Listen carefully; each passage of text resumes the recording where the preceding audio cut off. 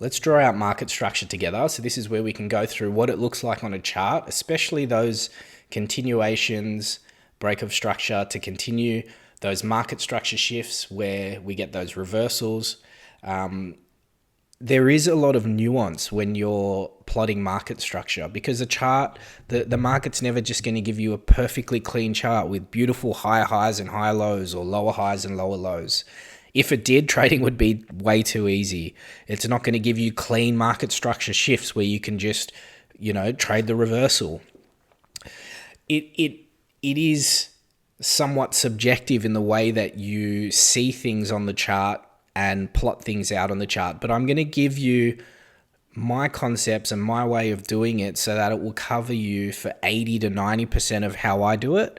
But the reality is different charts might show me different things that adds nuances that might make me do it a little bit different. Okay, so what you'll see in this video is the solid foundations for how you should track market structure, how you should track market structure if you're doing it the way that I do it.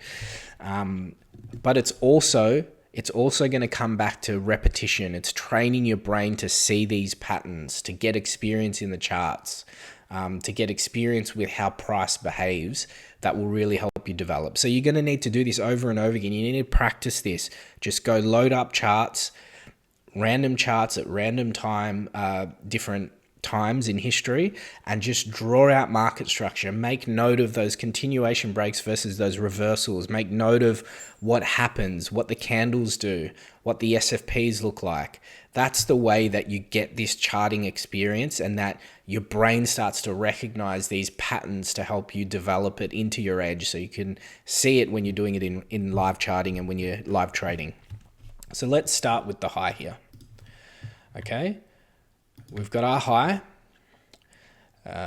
We've got what looks like a clear low here. Now, one way to look at the low is to look at the 3 candles around the low. If there's the low and the candle to the left and the right of it create higher lows, okay, than the candle in the middle, then that can be used as a valid structure point. On the high side, if you see a high made where the candle to the left and the right of it have lower highs, okay, that could be used as a structure point. What I actually do is I look for 2 candles in the opposing direction, so 2 consecutive candles in the opposing direction to mark a key structure point. So we'll do that together. For example, I would come down to here and I go, all right, we're trending down. Do I have 2 green candles? No, I don't. So I'm not really going to use this structure point yet. Here, 2 consecutive green candles. So I'm going to take the low before that cluster started, before that consecutive 2 candles started. All right. Now because I'm moving up like this, when do I see 2 red candles? 2 consecutive red candles. I'm going to take the highest point before that 2 consecutive red candles. So now if we stop there for a minute, if this trend is going to continue bearish, we need to be looking at this. That's the continuation low. Now, if this trend is going to reverse, where would be the market structure shift level? If you said here, you are wrong, because this is the internal high. Until this high breaks this continuation low, we don't know that the market is finished creating this pullback, this retrace, okay? The actual structure shift high for this trend is up here, okay? It's not until the market changes, takes out this high that we can get a market structure shift, okay? So because this could come down, it could do, it might go here, developing internal structure before it then goes down here, okay? So that's an important point to remember. Once you've got the low in this context of the downtrend, all of this price action right up until the last high that broke a low, all of this will become internal. This becomes our trading range. If you haven't seen the ranges videos yet, you'll learn about the trading range in those videos.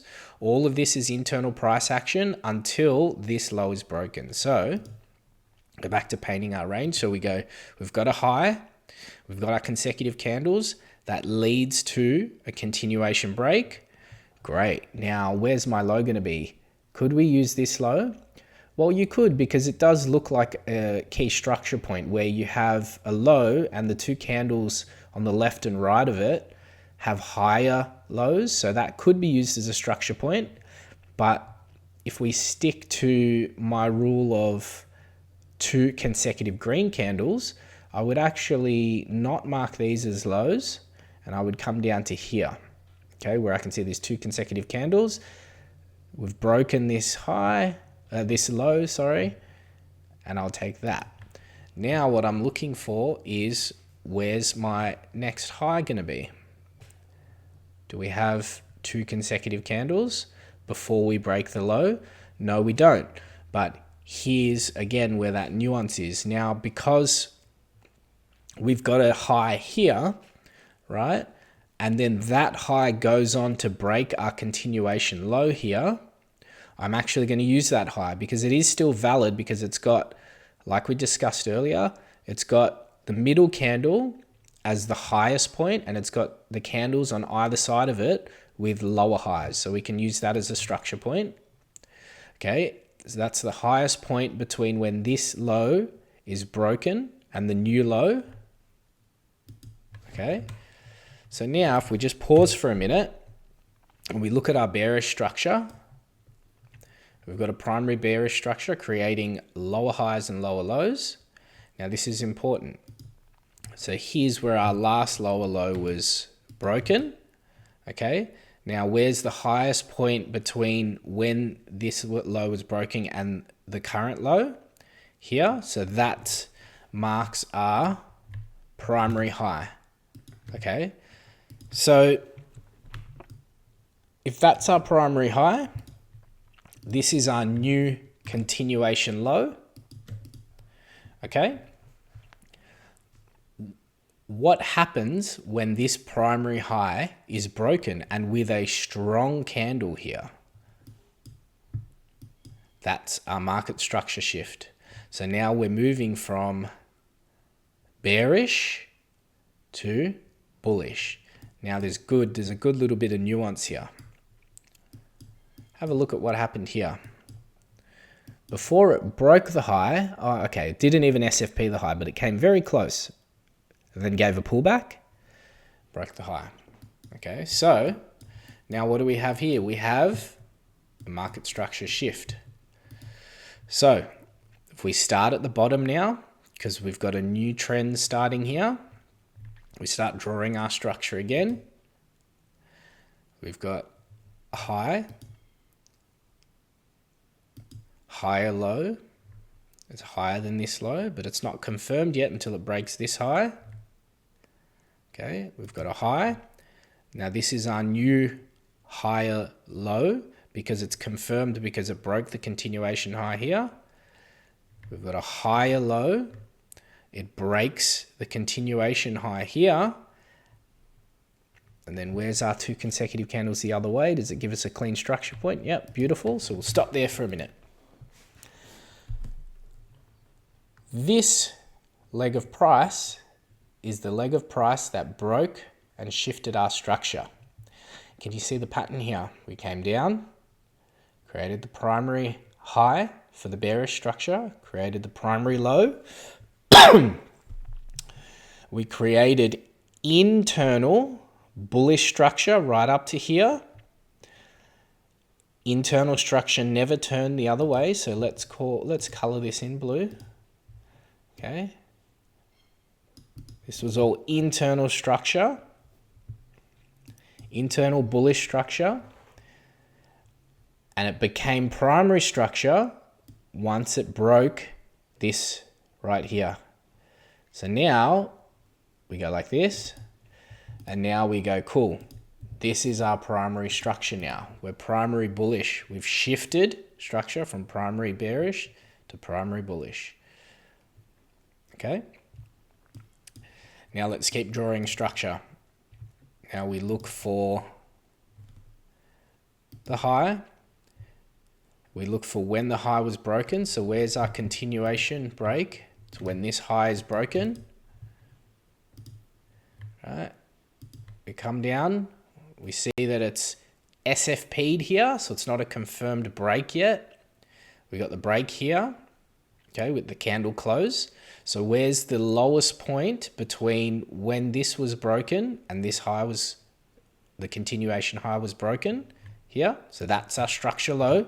Because remember, all of this movement between this high and this break of high, this is all internal structure until it shifted. If it shifted and came down here, then this would become the new primary bearish structure.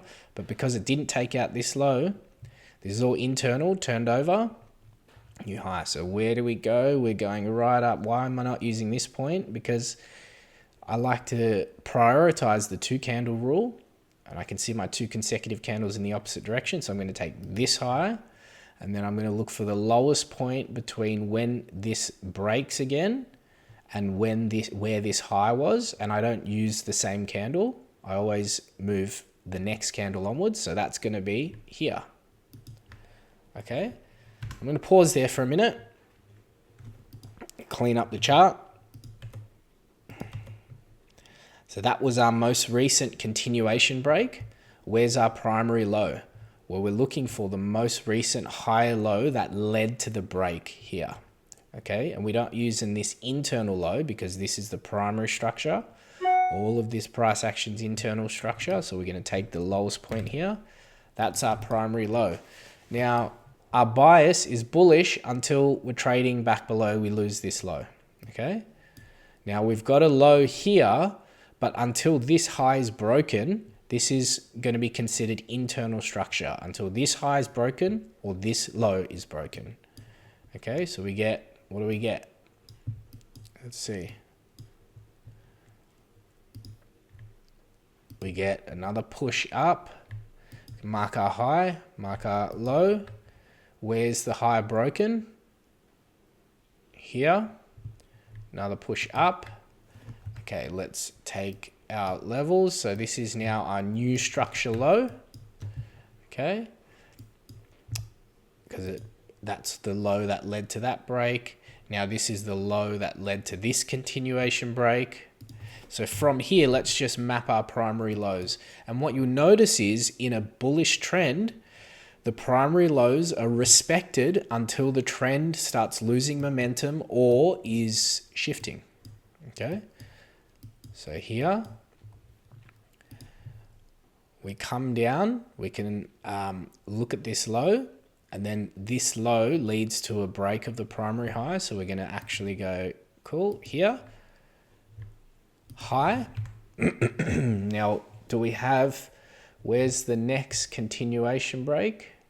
First of all, let's move our primary structure low. So we're still bullish because we're trading above the primary structure low.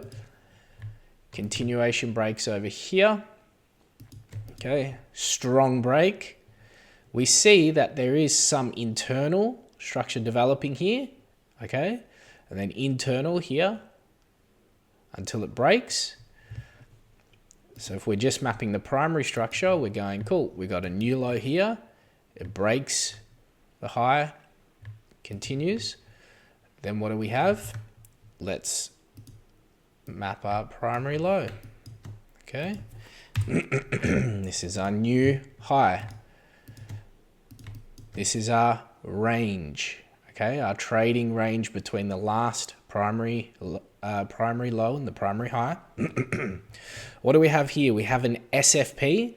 Okay, so that's not a confirmed break yet, but we get the confirmed break here. So between this point and this confirmed break, where's our next low?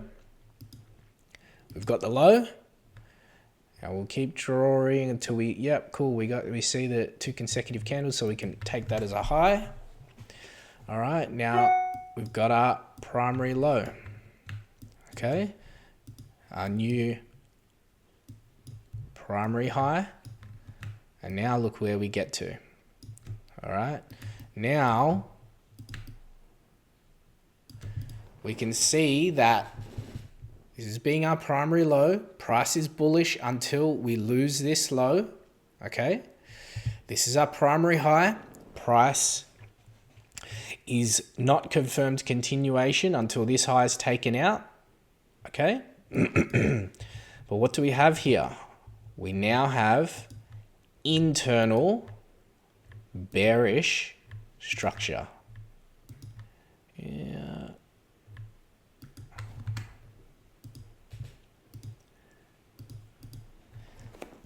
What do we also see here? We see a complex pullback, as we discussed in the complex pullback videos.